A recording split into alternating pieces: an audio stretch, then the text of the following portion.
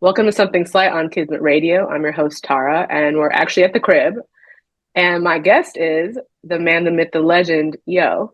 Yo is a Georgia-born music journalist who has had his hand in many pots. He's the author of the hip hop anthology, Best Damn Hip Hop Writing, The Book of Yo, co-author of the Culture Playbook, co-host of the podcast Fuck You Money, and hmm co-creator of the music documentary series Rap Portraits. Yeah, Welcome, Yo. How are you? I'm good. Also at home, and Yeah, that was so nice to hear about all the things that I've done in my life, like I as a mean, resume. Like it's yeah, crazy. you have a really nice bio. It's succinct, but it has a lot of stuff. Yeah, right. I Yeah, hope so. I've been yeah. building it my whole life. I mean, we can tell, definitely. You're in Atlanta right now? Yes, I'm happy to be Yeah, home. yeah, I'm sure. Before we get into our conversation, we're going to play a few records.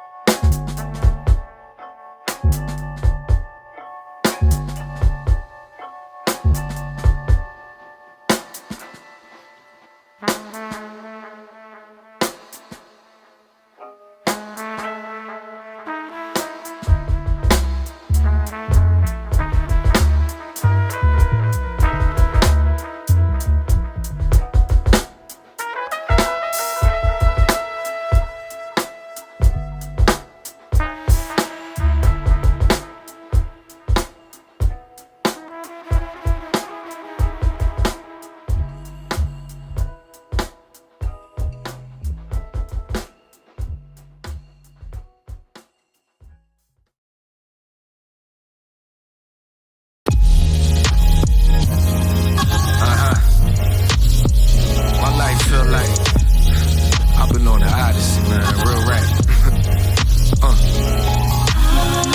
Looking like a movie, but my life is bigger than a flick. Bigger than the Instagram, bigger than the Twitch, bigger than the theater or museum exhibits. Just a little abstract, but you can get the picture. I'm still that same young boy who wanted to get rich. Compliment the custom starter jacket with the kicks. Fly to an island, gold on my neck and wrist. Built different, real sturdy, reminiscent of them bricks. I'm just holding on till I get a better grip.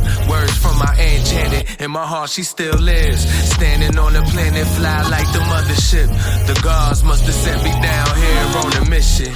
Had to change channels, I watched my dog switch. Hit me like them customized nines, I was triggered. Thought you was my brother, but you want some other shit. I had to hit the corner, had to go and bust a bitch. Spin the block, you know I had to get my lick back. I'd rather eat in peace, I'd rather get this bread. I'd rather brush the dirt off and get it off my head. Dig it deep in the game, blood, spirit, and flesh. Deep in the game, blood, spirit, and flesh in it. Forget who questioned it. Looking like a movie, but my life is bigger than a flick. Bigger than the Instagram, bigger than the Twitch. Bigger than the theater or museum exhibits. It's just a little abstract, but you can get the picture. Yeah, yeah, hey, uh, yeah, a two-stepping with the O gang. I was with bro gang, that's when I saw your name. Singing mini rips and through the OA. She say, why you Chris A? I say that be my code name. Her favorite artist, no name. My favorite artist, no name. Ride through the city, bumping telephone and smoke break. She smarter than anybody that I know, and that's on folks' name. We don't do the public, we just keep it on the low, man. Her favorite artist, no name. My favorite artist. Slide through Hyde Park, always in the spoke cage. I said, be yourself, man, fuck it, we had no shame. I love when she herself, like, baby, just do your thing. Her favorite artist, no name, my favorite artist, no name. We ain't got shit to do. So baby, why don't you come on over? We ain't got shit to do. So baby, why don't you come on over? We ain't got shit to do. So baby, why don't you come on over? She got that look now, I brought the hook down. She from the good down, it took a look well. I was in Mississippi, cocoa butter and you brought me sunrise. Tears all in the thug's eye. I found about love at the fish fry. My favorite rapper comment, like what we got in common. And chicken scratch, tin and polish. Lakeshore blasting Black Swan in my rocket. I got the jazz like John Stockton, baby. We ain't got shit to do. So baby, why don't you come on over? We ain't got shit to do. So baby, why don't you come on over? We ain't got shit to do. So baby, why don't you come on over? We ain't got shit to do. So baby, why don't you come on over?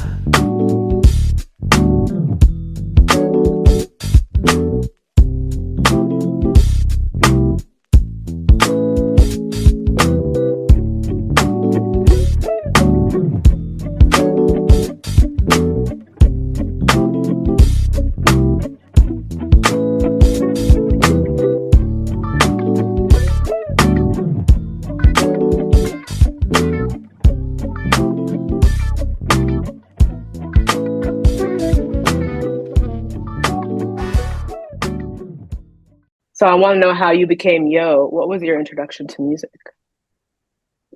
Growing up, music was always in the car. My parents would take us to school. They would take us wherever, and the radio was always on, or albums were always on. It was just the most consistent thing that I feel like every time I got into the car, I heard a new song. And from there, it just kind of developed into a love. My parents ended up working, managing a skating rink, and then they ended up owning one when I was like 13. So we was always at the rink. And there was a case of CDs that had like nothing but clean music in it because we had different DJs. So one day I picked up ATLiens by Outkast, just took it home with me, put it in the CD player, and was just like, this is a completely different universe. I think I just fell in love with that idea of finding music and finding artists and just being sent somewhere different. Damn, growing up in a skating rink though, that must have been fun. It was it was fun. I can't lie. It was fun. But you're working. You're still like 13, 14 years old, and you just want to be at home and play video games and hang out with your friends, and you got to go to work from 6 to 10 and go to school and then wake up and be back at work from 4 to 11. Like we were on a schedule at the rink. But it was cool because you learned a lot about music and entertainment, met a lot of kids.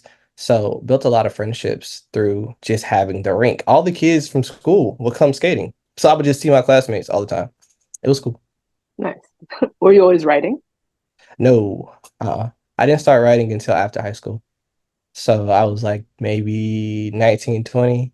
Whatever year Nicki Minaj, Roman's Revenge came out, that was my first album review that I wrote. Yeah, that was the first one. You said for your auntie, right? Yeah, my aunt Cynthia had website that covered rock music in Atlanta. And she That's saw niche. very interesting, very like Yeah. it's called the Silver Tongue. So It's called a she, silver tongue. the Silver Tongue, yeah. Yeah. So the Silver Tongue was just like a website, and my aunt would bring writers in, commission them for pieces, things of that nature. So she hit me and my brother and was like, "Y'all want to write reviews about rap albums?" We were like, "No." But she like asked me again, and I didn't have anything else to do. Plus, like I love my aunt, so I ended up writing a review. It was the first thing that I really wrote about music specifically, and I didn't hate it. So I wrote a couple more for her, and just kind of end up finding like a real passion for it. What did you like about it? Being opinionated, Hmm. like having a point of view and being able to articulate that, um, deciphering what you're listening to, and it makes you pay attention to the music. I think I had to take a deeper, I was like a deep listener. So I think that part of focusing on something so intensely and translating that is kind of fun. It's like a game. That's crazy to me that you didn't write for 20 years and then you just became like prolific. uh, I just had time. I had time. I had a lot Yeah. of music, and it was funny because my first editor that I really had said the same thing. Like we were talking one day. He was like, "Did you write for the school paper?" I was like, "No." He was like, "Nothing? You didn't do anything?" And I was like, "Just regular essays that teachers make you write in literature class. I didn't do no other writing, like really outside of that." I mean, were you excelling in those classes? I was fine. I was cool. I had one teacher told me I could write. I had one that was like, "Nah, you're cool." It was my AP Lit teacher, Dr. Milton. She just Hmm. felt like I needed to focus more. But we was in that class talking about rap music, so that was the problem. It wasn't Mm. the literature. It was just we wanted to talk about Jay-Z and I Lil mean, Wayne. maybe that's foreshadowing for you. Maybe because we was like, oh, this is like the deep lore. But because I was already into music, people would ask me to make them like mix CDs. Oh, So okay. it would bring me like lists, and I would find the music online, burn it to CD, and bring it to classmates. So outside of the skating rink, that's what people really knew me for, was like CDs. But how did you make it known that you were like this music head? People just knew? People knew because people knew where they were getting the CDs from. Like, Okay. and it was interesting because people bring me actual lists. Like they would write out their list. It was like Tara's list, and you would bring it to me. Now I would bring you back a CD. So Were kids you kind of, charging? yes, Okay, absolutely. okay, okay, okay. I'm like, what was It was a business. it has It to cost be you a like three hustle. Come dollars. on. It cost you like $3 to get a Yo Mix. And Wow. yes, yes. Don't ask me what I With did with that. inflation, that's probably like 20 bucks now, Oh, for honestly. real. Yeah. And me and my brother, we were selling candy. We were just like selling candy and CDs in school. My brother was doing airbrush T-shirts, like Oh, making wow. whole airbrush. Yeah, he was going crazy. That's cool. Um, yeah, we were just bored. We just obviously we had other Yeah. stuff in school to be building businesses, so we were just out here trapping. I mean, that's yeah, that's Didn't make funny. no money though. Let me tell you, I wasn't rich in school. Like we didn't make no money. It wasn't like the trap was booming or nothing. It was just like little hand. Like, Trap don't get light. me wrong. It's not like no kingpin shit. Like I wasn't moving. I wasn't Def Jam.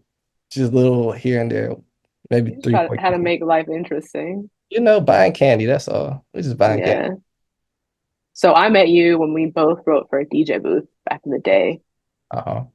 I mean, how did you get there? Luck in Twitter.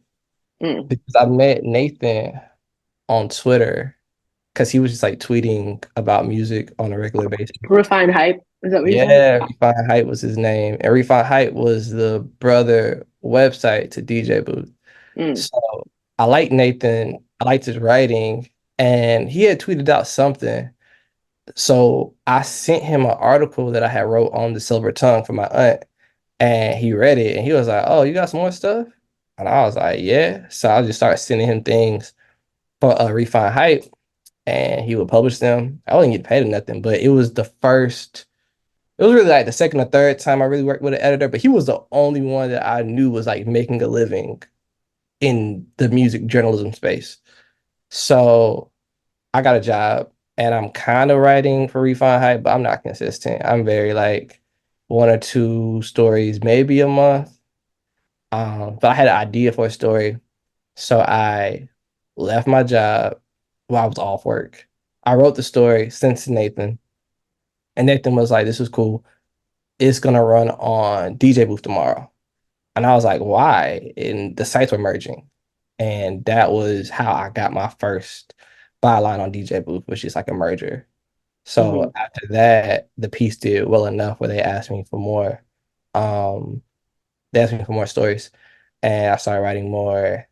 Then they told me that when they would have some cap space to hire a writer, that I would be hired. And November 2014, they hit me to hire me. And my last day at my previous job was December 31st, going into the new year. So from 2015 through 2020, I was at DJ Booth. That's a good run. It was a decent run, a little 5 year, Yeah, little, yeah, little yeah. 5 piece. It was cool. What What do you like about writing in that way?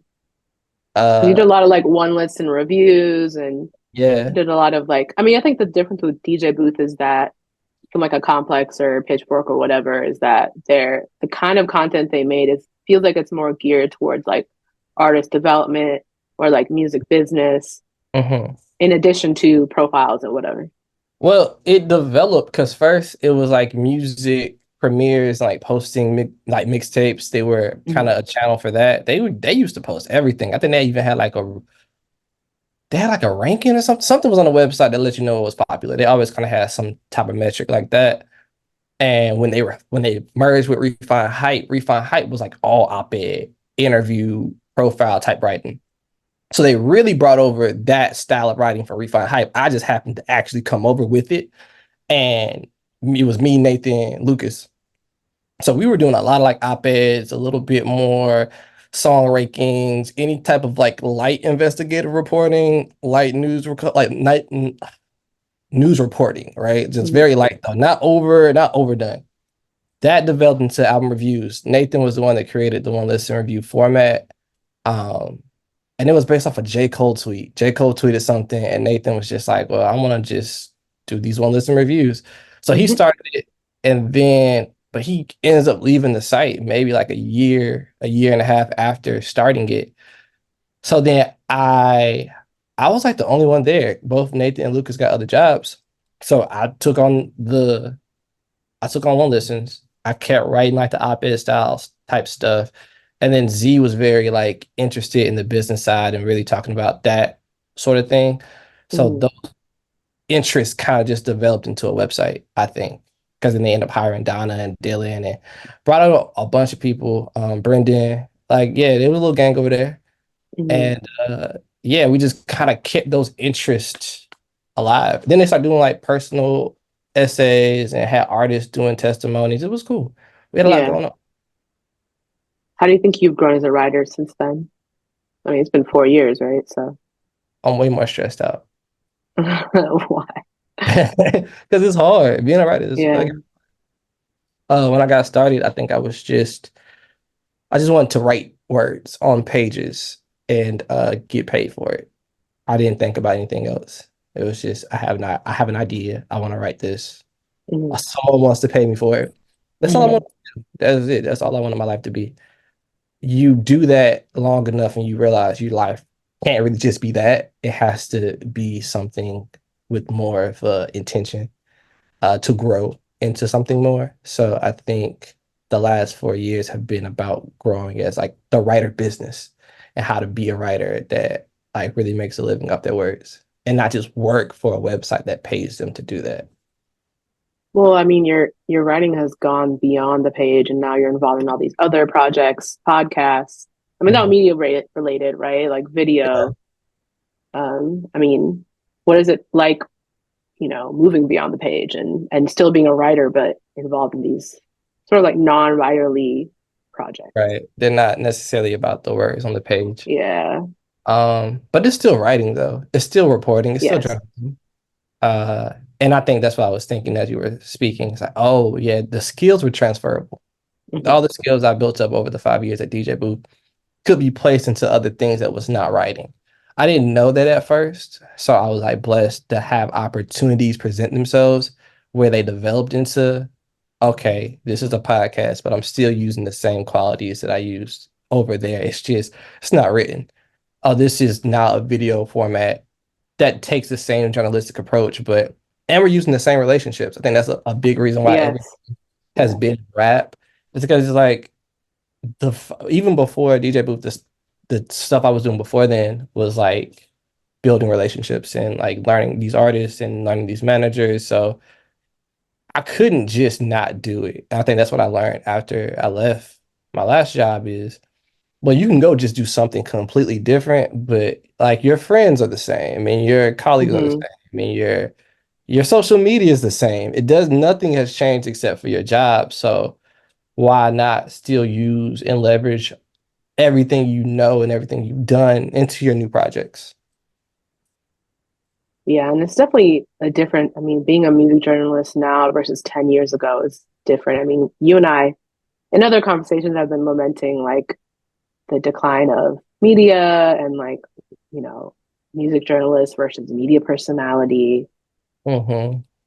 so it's just, what do you think the role of the music journalist is now? Uh, I think accuracy is really important. Really knowing the information that you're reporting and covering and taking pride and having respect for it as a craft. Because not everyone will have that love and respect for it. A lot of people don't even consider themselves journalists in the way that I think we do, as like a craft, as like a very important role in reporting and being honest and true about information. Um, because it's not just interviewing artists, right? It's not even just commentating on culture. It's a little bit more, I think, important and influential. And you have to really, really, really take it as a serious role, like be serious about it. And I think as a personality, you can be a serious reporter, but you also can always lean back that you're not a Yeah, journalist. And I there's think room that for error for media 100%, journalists. Yeah, right? When you're a music journalist, the error hurts because it's still room for error. You're still gonna make mistakes. You're still going to put yourself in positions where things aren't always the best done. They're not always as well done as you might want them to be. But it hurts more when you make those mistakes. It hurts more because you really care about the work you do. And I'm not saying the personalities don't care. I think they just care about different things. And that's cool. Like, it's room for everybody to cover media, but I do believe in a time of like the deep fake and the false news and everything being very like loud, you need people you can trust. Like you can like, a trusted source is so valuable today because everything we talk about is just coming from information. It's from everywhere. And I think spreading misinformation should be one of the worst things you can do. It really can be because it's detrimental to somebody's life. So yeah, as a journalist, we take that shit super seriously. And I think I still take that seriousness with everything that I do, with whether it's podcasting, whether it's rap poetry. We're looking to be truthful in what we present and never ever present misinformation intentionally. It happens. Like we're not a big enough corporation or operation to have 17 fact checkers and all these different editors and all that. It's a small operation. We still have intentions. As a small operation, we're not just out here spreading lies. But I hope to grow so that we have more opportunities to work with other people in the media space that their role is providing the truth. yeah. Well, speaking of rap portraits, we're going to catch a clip of your interview with Jid. Oh, sorry, your documentary with Jid called Own Something on Earth. And when it comes to black ownership, is there anyone that you look at? Jay-Z. Jay-Z? Yep. What about Jay? Niggas just know, like, as far as like niggas coming from a struggle and shit, like this gonna be crazy. I can't even say this. I can't even say Come on, you gotta give us something. But my favorite version of Jay-Z rapping is like 22 twos, like real capitalistic bars, like real like like real like what he said, my nigga said, nigga you broke, what the fuck you gonna tell me? Like that line always stuck with me, bro, in my life. And it's like, it's fucked up. It's not, you know what I'm saying? But it's a realization of like, sometimes you just gotta realize like who you are and what the fuck you can offer and shit like that. But money ain't everything, so that's the capitalism part of it. But I still love Jay for his capitalism bars, like in the time he was doing that shit. Now we getting the whole tech bars, and I'm on that. I love all of this shit. So tell me about Rap Portraits, y'all. Or you and Holland started it in 2020. Yes. I met Holland through Fonte. Like that's really my guy. He's really my guy. And when we met, it was because he had started a web series called Hype.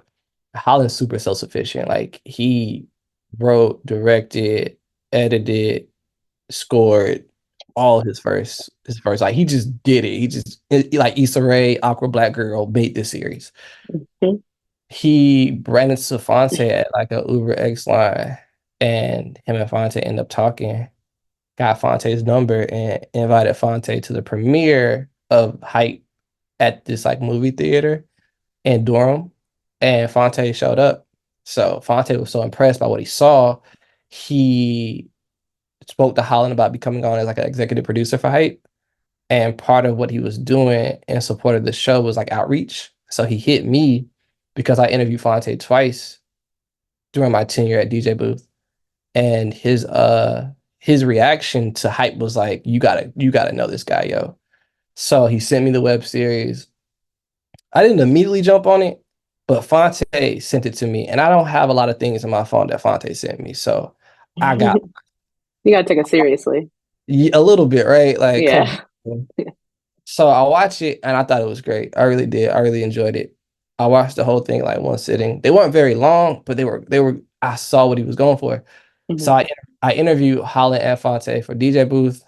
That article about Hype comes out, and me and Holland just kind of kept talking because he wanted to do Hype season 2, and he brought me on to consult about Mhm. the rap storyline that he wanted to tell. During those conversations, we start talking about documentaries and how we just love these fly on the wall, verite doc style pieces that you can do with artists. And we end up running into this idea about Mavi, who was rapping on a train in 2020, the day before a sold out show in New York. So the idea was like, let's follow Mavi around all day because tomorrow looks like it's going to be a big deal. This kid's rapping on this train. These kids are going crazy. Something might be going on tomorrow that if you put a camera on him all day, you might see something cool. Hit up Mavi on Twitter. Holly hit Mavi's former manager, and they both agreed to do it. So in like 14, 15 hours, you put together the first shoot. Holland flew from North Carolina to New York, followed them around all day. And that was in January of 2020. Pandemic hits in March. And by May, the first rap portrait is released. Yeah.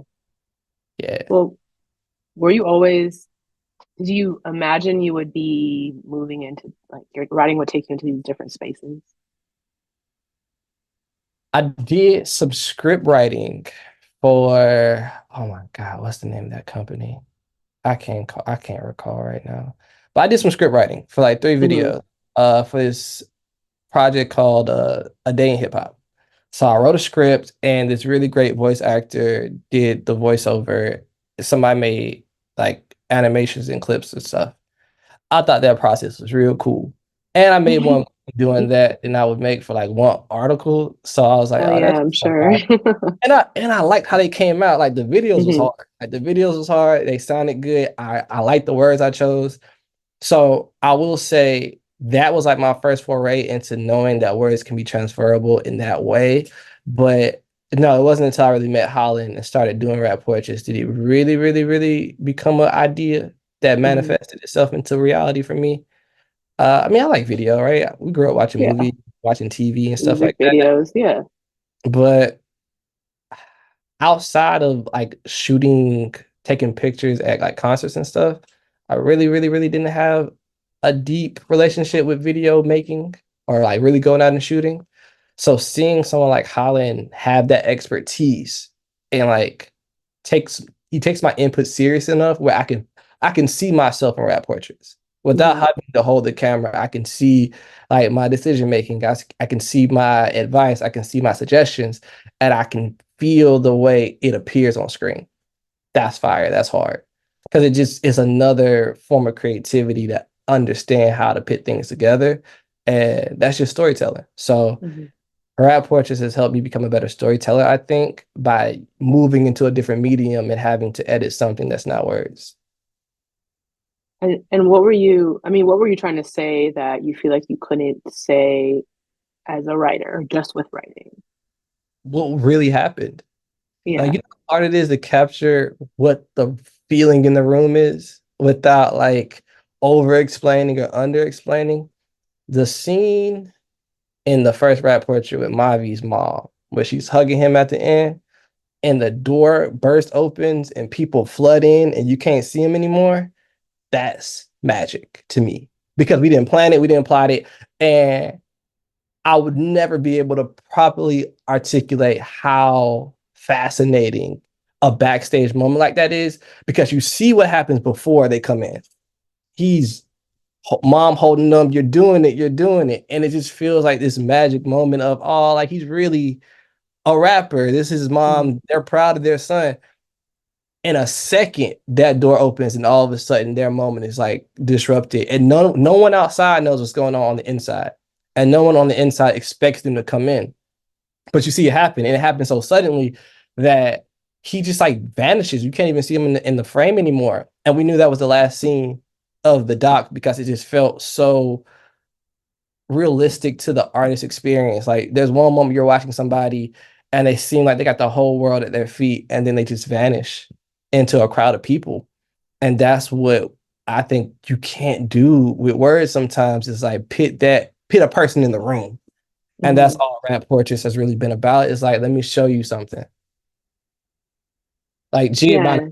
I don't know how many people ever watched a rapper sign a contract for a home, but I seen it, and luckily we was able to record it and show people what it looks like too. And the best part about that video to me is that the lawyer is telling Jid, like, wow, my kids know you. Yeah, I remember that. Yeah. He's like, man, my Yeah. kids know you, and I can't even reach my kids. And it's just cool to know, we know what lawyers are capable of in this world. They're some of the most honored, like they create so much legal jargon that traps our lives or supports our lives. A Right. lawyer to tell a rapper that like my kids are into the way you use words, Mm-hmm. inspired to me.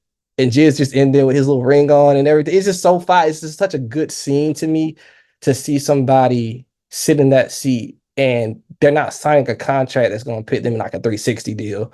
Like they're Yeah. buying a home. And that's fire to have an artist say, I'm going to invest in my life outside of music by, getting into real estate.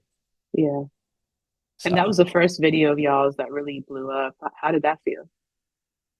surreal Yeah. because it came out on Jizz's birthday. It came out on Jizz's In birthday. 2021. Yeah, but we shot it in March. So from Okay. March to October, it was one of those things about, well, what's gonna actually happen with this thing? And that's the other side of coming from journalism into video is that publishing a story can happen kind of fast. But the Mm-hmm. bigger the profile of an artist and trying to get a whole video with their face on it out, that can become a little bit more obstacles maybe, or more conversations really.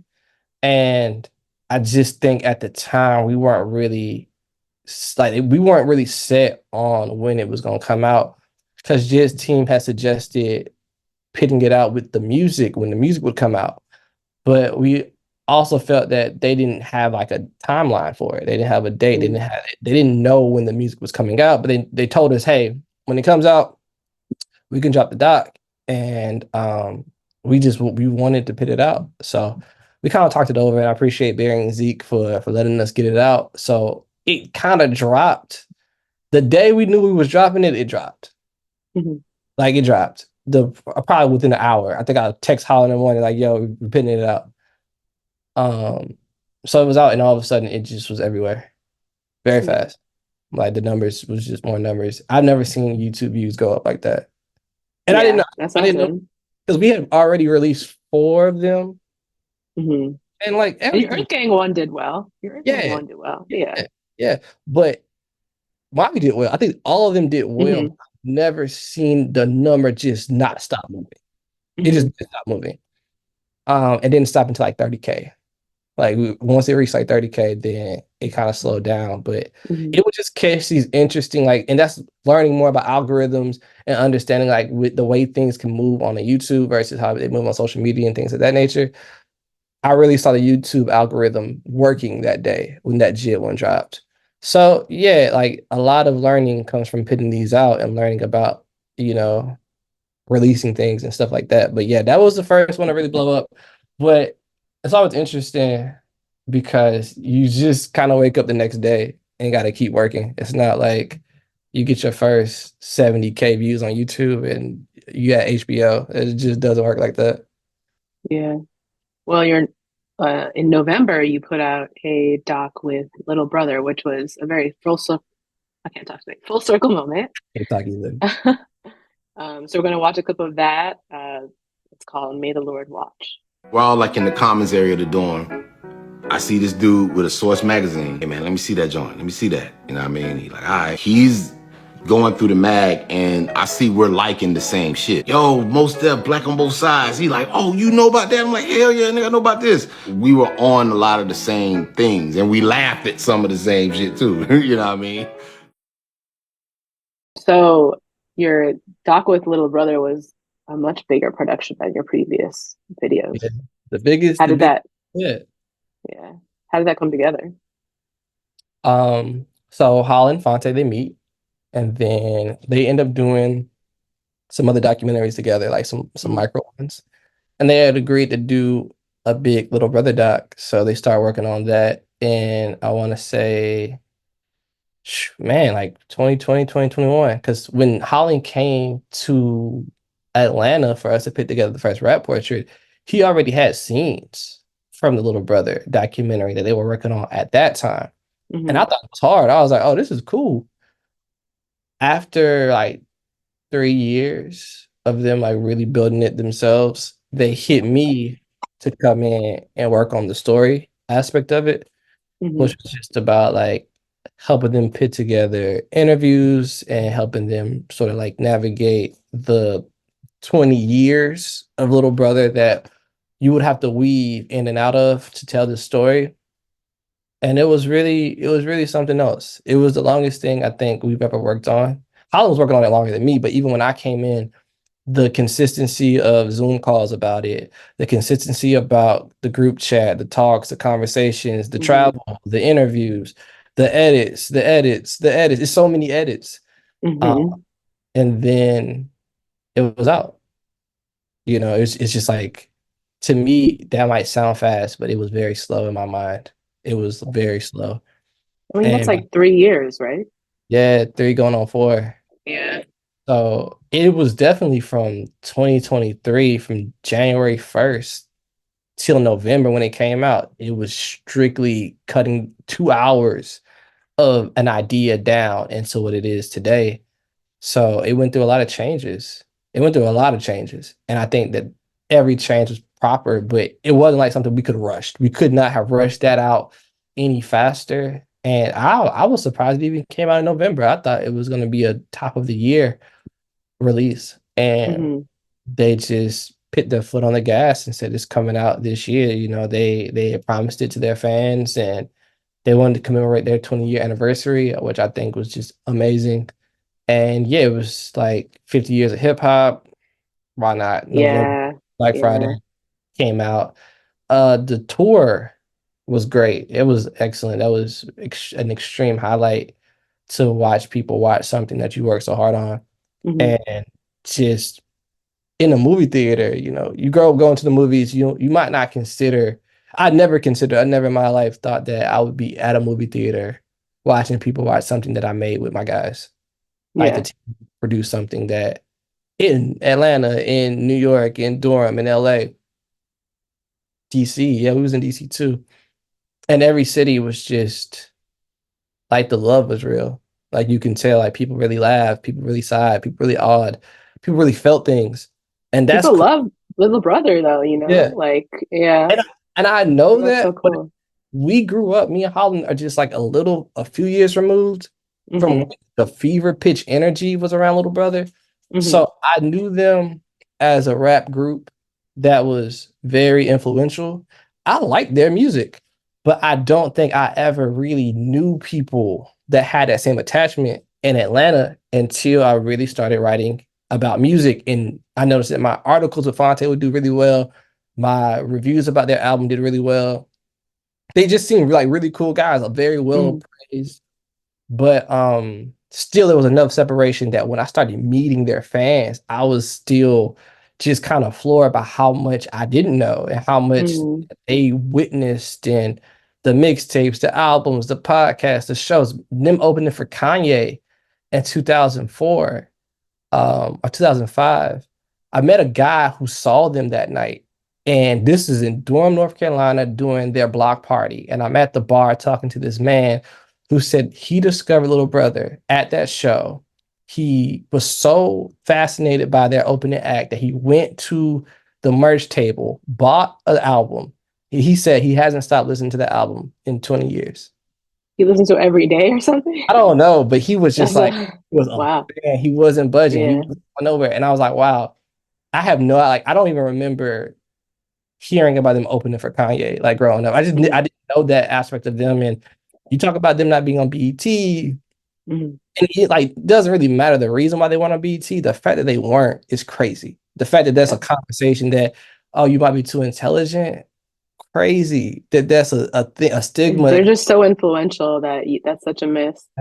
So they didn't even have all the channels that some of the biggest artists had watching them, and they still was able to become this like iconic act.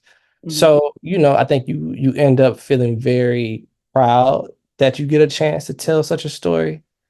And yeah, I was very happy with the opportunity and being able to do that with my boys. What did you learn about writing and your practice while working on this project? Teamwork. Teamwork super important. You're not gonna be able to do everything. You're not gonna be able to put Yeah. your hand in every pot. But if you build a big enough kitchen and trust all the cooks, you'll end up with a really good meal. I think Your everybody. metaphors always be so on point. Oh, you gotta get the bars off when you can. You really went. I was like, yeah, I feel that.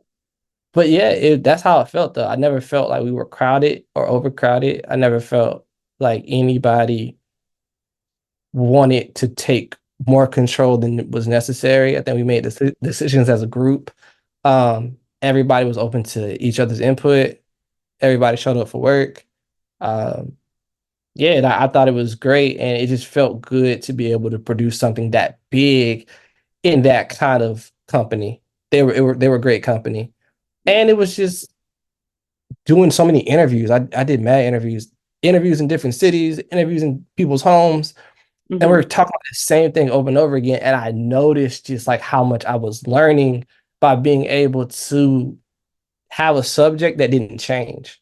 Like working one subject for Mm-hmm. so long, you learn everything about people's lives. Like that level of journalism is like, that's that old school rock and roll. Like I've been with an act for a month. Almost famous type. Yeah, like getting Mm-hmm. that kind of that much access is crazy. But it was cool because it wasn't it wasn't given to us by like salacious ways. Like everybody Mm-hmm. opened up their homes to us. Everybody was down to talk. Um, and yeah, that was cool. That I think I learned a lot about just talking to people as well. Yeah. It is cool also working on a team because as a writer, it's just like a very lone craft, it's not Super, very super collaborative lonely. necessarily. Yeah. And like it can make you feel way, way, way alone. Uh, Mm-hmm. or very stuck in your head. And I think the more Yes. people you have to communicate with, the harder it is to stay in that place. And I think as a writer, because you already have to deal with words, it makes it hard to conversate sometimes about your work. But because it was video, I think it was just easier to talk about. It was just Yes. easy to be like, you could really point to, you don't have to describe it too hard. It's all there. And that's why, again, like I really love Holland's film background because it helps with something like this. If he had a journalism background, it would not be what it is. Like his film background has made him such a like force to me because he can get in there and literally see it from a film perspective, and then I can Mm-hmm. help apply the journalism. But Mm-hmm. yeah, like and Fonte and Pooh provided all the resources and relationships. So like everybody was doing, I feel like their due diligence to make this a, Mm-hmm. a team project. Yeah, yeah. I mean, it's really beautifully shot too, cinematic, and has the animation, and The you know, it's animation just was like cool, so yeah. fun. Yeah. I love the animation because it wasn't there initially. Mm, Like, we wanted to do something else, and that idea didn't happen. So the animation was like the last thing that was like agreed upon. Like, okay, let's get some animation. But I didn't talk to the animation team, so I had no idea what it was gonna look like. Like mhm. Holland Fonte took care of that. So by the time they brought the sketches and we saw it, it was like, oh, this is cool. Like this Yeah, is has such a color to it.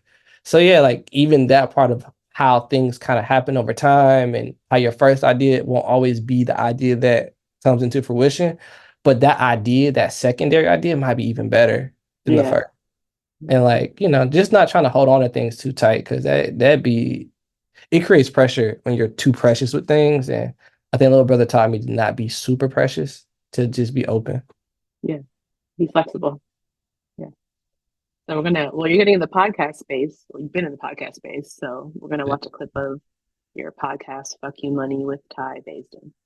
About like fuck you money. Fuck you money, the basis of it is a community thing.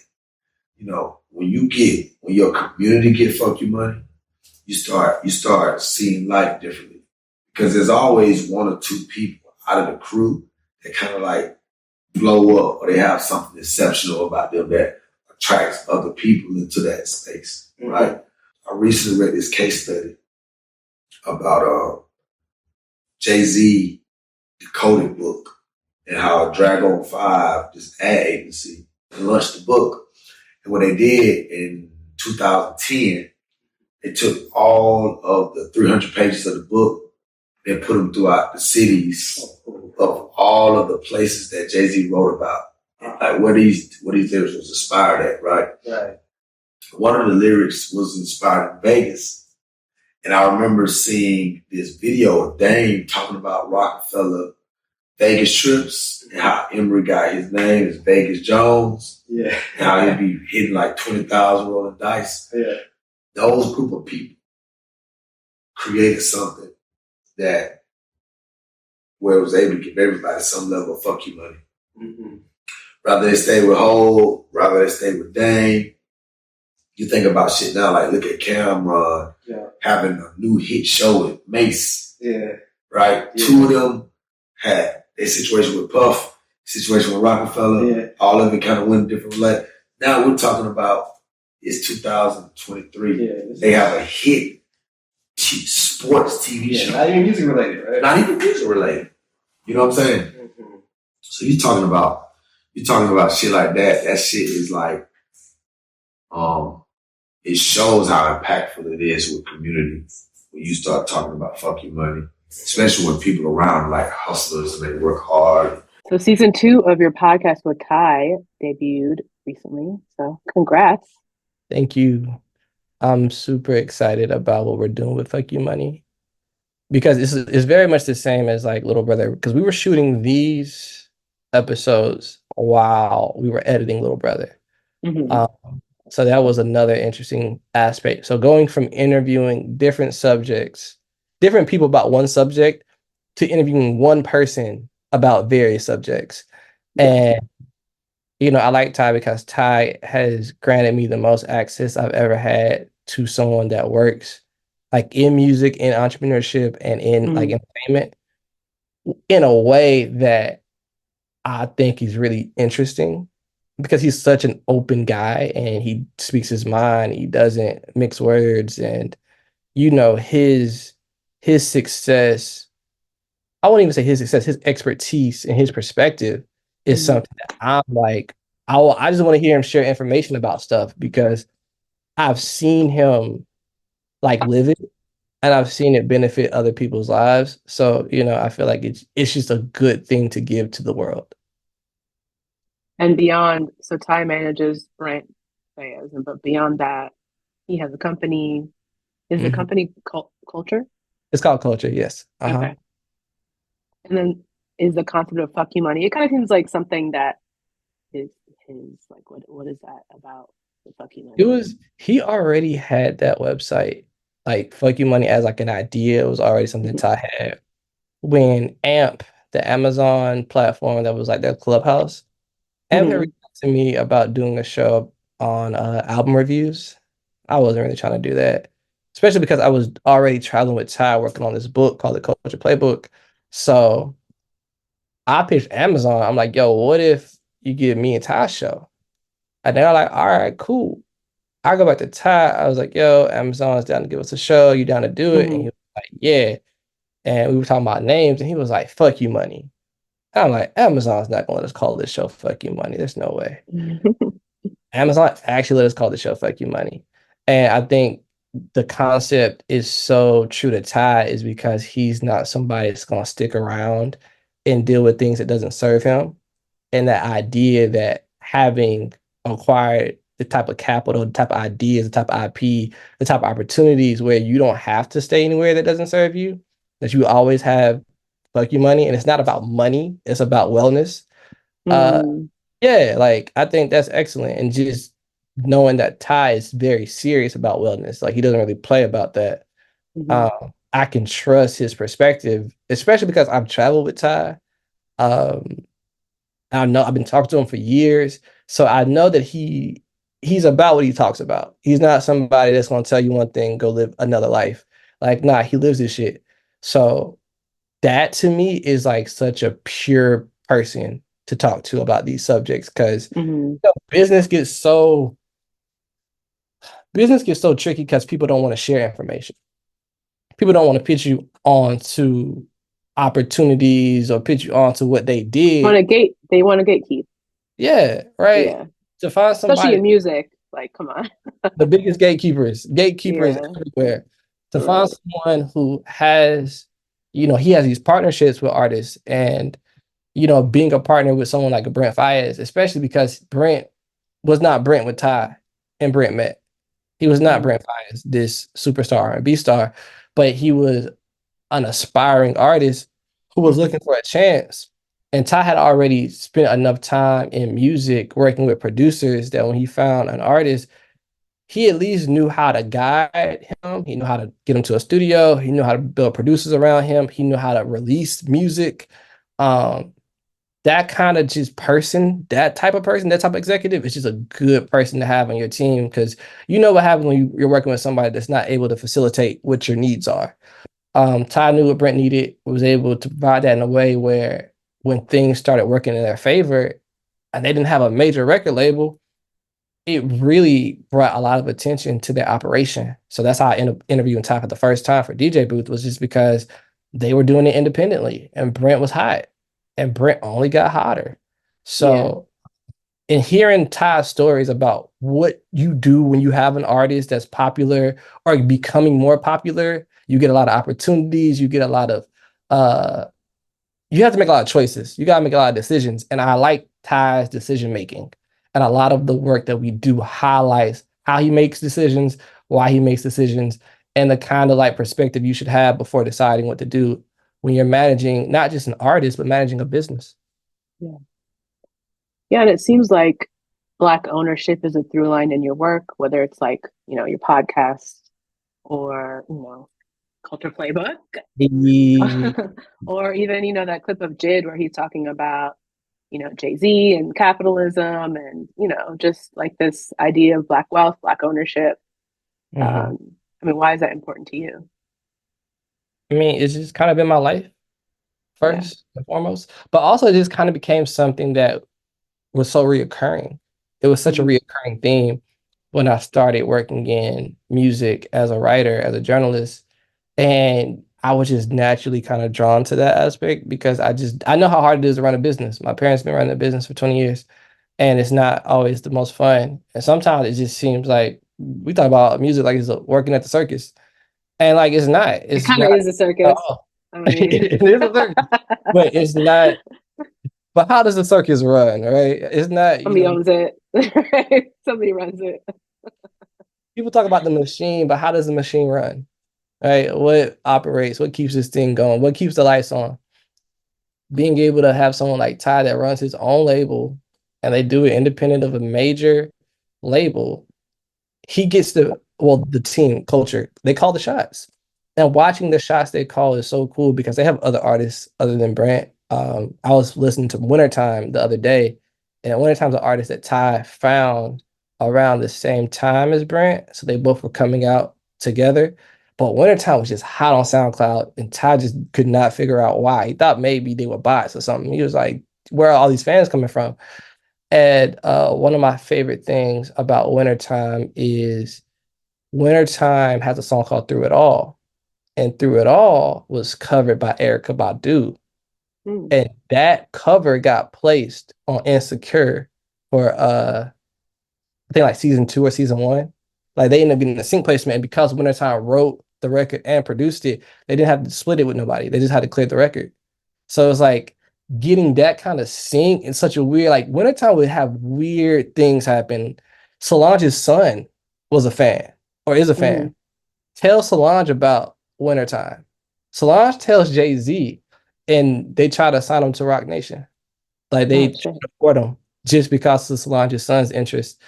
This was a couple of years ago. I don't think they end up signing, but I remember when Ty told me that, I was like, "Yo, that's so cool that you had this other artist is hyper mysterious. Wintertime barely releases music.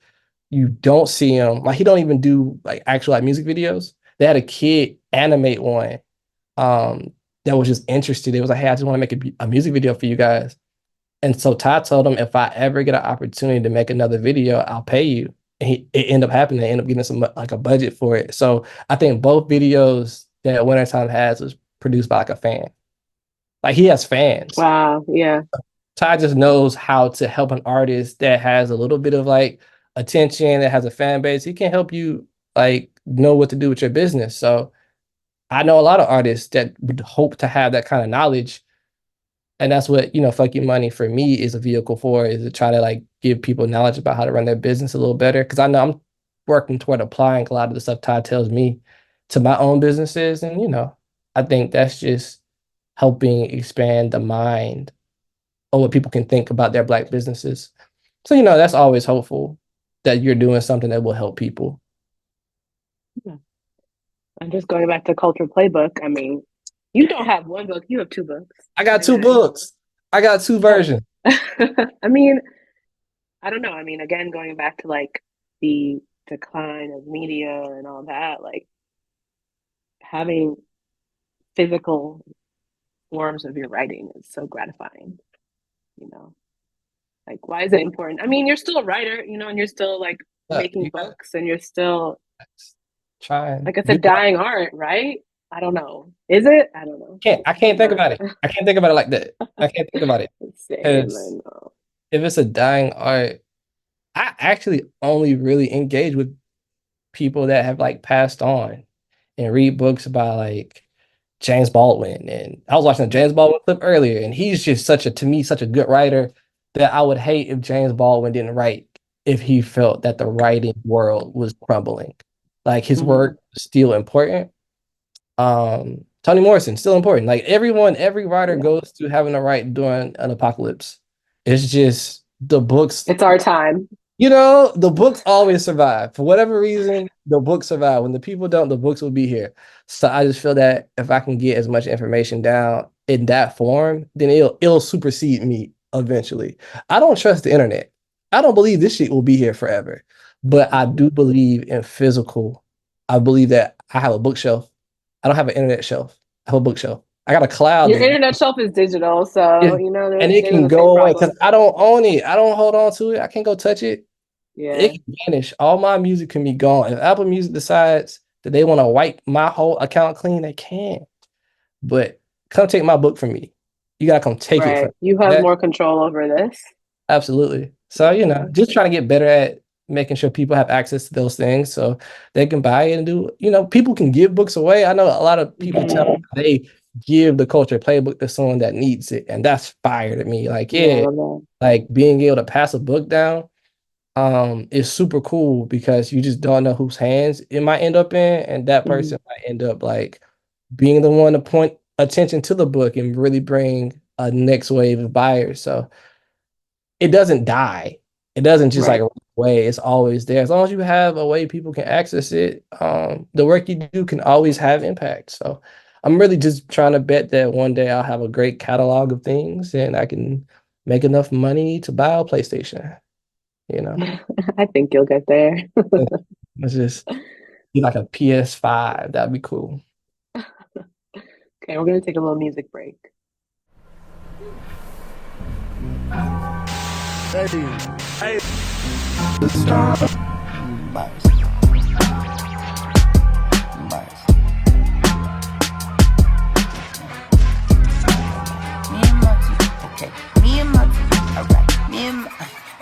Me and my two niggas be like Eddie and Eddie.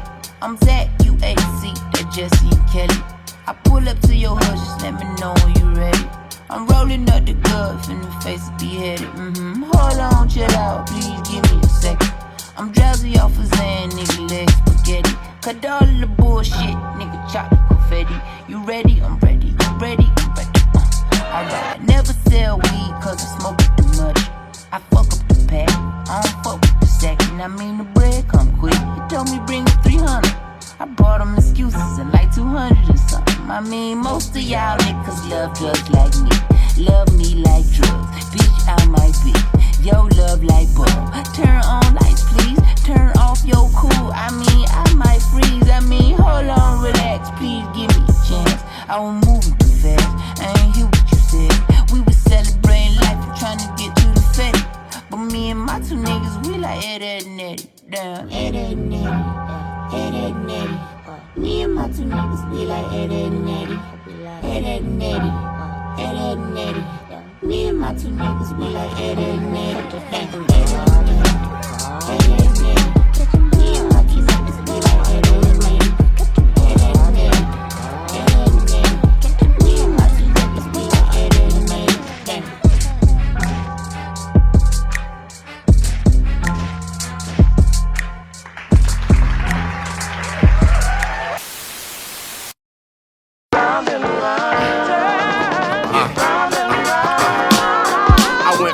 Niggas telling me I really shouldn't rhyme, to dropping the classic album motherfuckers couldn't find. Took my respect, took lessons and took the time. And if you want a success story, just take a look at mine. I was blessed with the right components, so precise, cause I write so tight within the moment and spit like my life depended on it. I target you herbs on some teleprompter shit, I got you watching your words. Tay rhymes is real life, yours is soul for instance. Taxing these niggas like no dependents. 12-bar courtroom drama with no co-defendants. Don't beat it off, come to your senses, little nigga. Hard rock, my block is where you better be from. Top of the line, my team will never settle for crumbs. And he's hated, but still rated second to none. I'm everything you wanna be, but have yet to become. It all started back in 99 when times was hard. North Carolina Central, but we called it the yard. Cause niggas wasn't trying to study abroad, they was trying to study abroad, or 2 or 3 up in the dorms. Met my nigga Sean Don, then I started to ponder, fuck this, I'ma quit the football team tomorrow. Did shows around town, and word got around. The battle in Tank was like yelling spick in Tijuana. Built my rep up, that's when Pooh and Knife stepped up. Knife was old school, Pooh was young and playing catch up. Cool, cause he could still rock an instrumental. I first joined, shit they was whack, but niggas could hear potential in them. Honing our skills for survival, hustling, our flyers passed out like my mama at revival. The real deal on how I rep my peeps, you ain't gon' find this in no press release, you little nigga. Hard rock, my block is where you better be from. Top of the line, my team will never settle for crumbs. And he's hated, but still rated second to none. I'm everything you wanna be, but have yet to become. And he's shook, that's what your team is telling me, son. Still hated, but still rated second to none. And Greensboro, cause that's the only borough I'm from. I'm everything you wanna be, but have yet to become. Support your own, man. Cause we done been on the other side of this shit. We done been on the other side of this shit. Niggas don't even get love in their home state. And then 2 years later when niggas blow, it's like, oh, we always loved y'all. Fucker. So what are you excited about? What are you looking forward to? So, Fuck You Money through March. We have a new episode every Wednesday at 3 p.m. EST, noon PT. And every episode will be a different woman that we interviewed last year. Women's History Month. Yes. So it's really cool to be able to have, when you pre-record stuff, you can have better control over the programming. And I really started to notice that Ty's really good at that. He's like, he can look at what he has and be like, oh, okay, coming up is Women's History Month, so we should definitely provide this content at this time. to one, honor women, and then two, let the women that we spoke to really have precedence. Because if you pit things out without thinking about that, like thinking about the programming, then who knows if people will kind of get missed, or maybe episodes won't have the same type of awareness because of the way you put it out. So I think this gives a lot of opportunity for the women that we spoke to, who are all great. The interviews are great, for them to get attention. And I really appreciate that. That's really exciting, especially because I don't think these are people that's very forward facing, all very smart, all very successful. So, it's like breaking an artist. It's like, man, I get a chance to present you to a brand new artist that is incredible. That's exciting. And then on March 11th, we have a rap portrait release that's coming up. Big month. Big month. Yeah. At least the first 2 weeks are gonna be really, really fun. And then we're gonna just try to keep everything pushed out throughout the month. So yeah, I'm excited about March. My cousin got a birthday coming up. We get a chance to see him. Like, what? We turning up all month. About to be warm. Yeah. Yeah. You know what I'm saying? Time.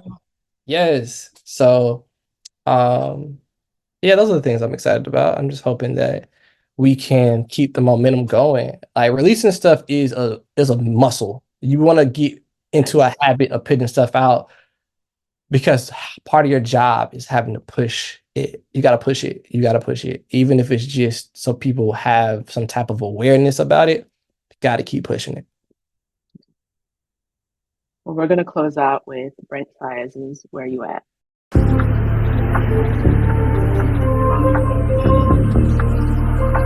I be doing shit I really shouldn't do for real.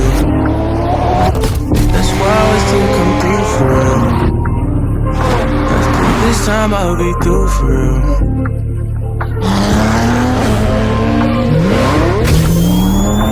I be doing shit I really shouldn't do for real. That's why I always still come through for real. After this time I'll be through for real.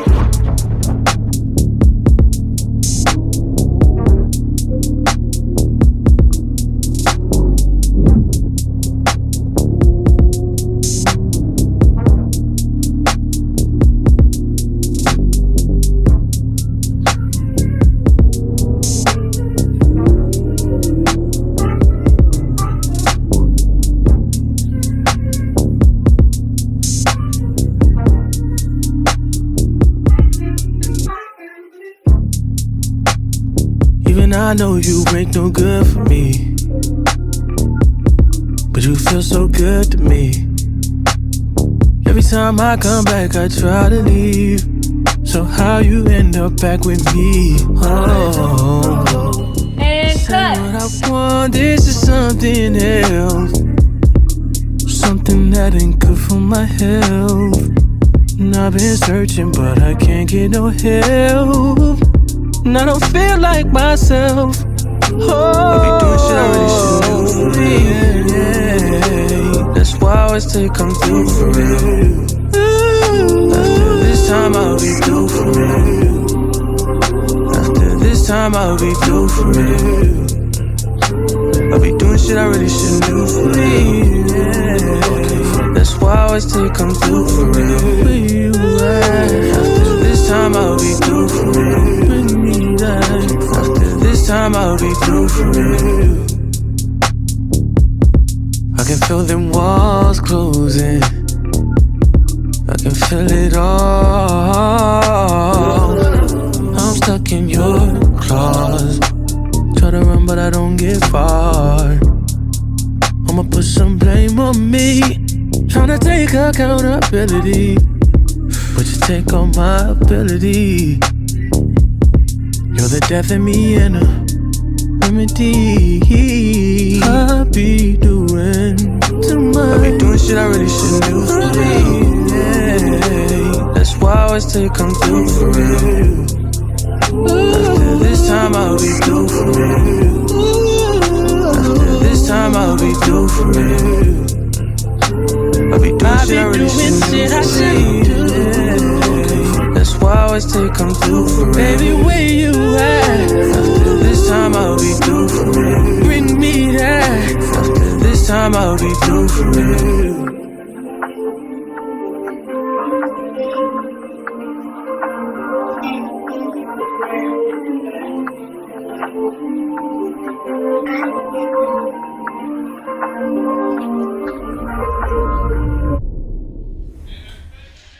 Thank you to Yo for joining me today, and thank you to everyone for tuning into Something Slight on Kismet Radio. You can follow me on Instagram and Twitter at Young Noodle Cup.